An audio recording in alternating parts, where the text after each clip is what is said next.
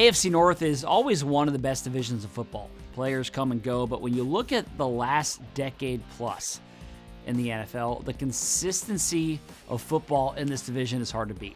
I think the AFC North is going to be good again next year, but there are some major questions facing the teams in this division. Let's start with the Steelers. They don't have a quarterback under contract for next season. Russell Wilson and Justin Fields are both set to become free agents, and it is very much up in the air if the Steelers will bring either of them back. Now, Pittsburgh could be looking at a new starting quarterback for the third time in the last 4 years.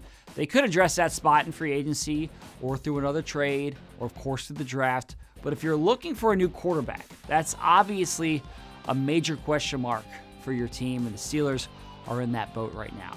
For the Browns, they're in a somewhat similar situation. Their starter, Deshaun Watson, is recovering from a torn Achilles that he then retore and had a second surgery to repair this offseason. His status for this season is totally up in the air. Now, Jameis Winston started a handful of games for them last year, but he's also a free agent. The Browns do have the number 2 pick in this draft, so they could use that on a quarterback. But even if they do that, it's a tough assignment for a rookie to come in and start right away, especially at that position. And then their cornerstone defensive player, Myles Garrett, just requested a trade, so they have major uncertainty on both sides of the football. And then in Cincinnati, wide receiver T. Higgins is a free agent, and wide receiver Jamar Chase is looking for a new contract rather than playing this year on the 5th-year option.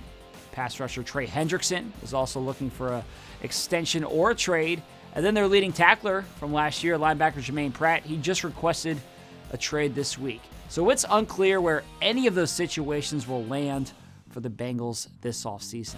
There's a lot up in the air for these teams, and the questions this year do feel more significant than what we've seen in past years. Now look, I do still expect for the AFC North to be one of the best divisions in football. We've just become accustomed to that, but how all this stuff plays out is obviously going to go a long way in determining the quality of this division from top to bottom. Now that's it from me on Final Drive, but thanks so much for watching, and have a great weekend.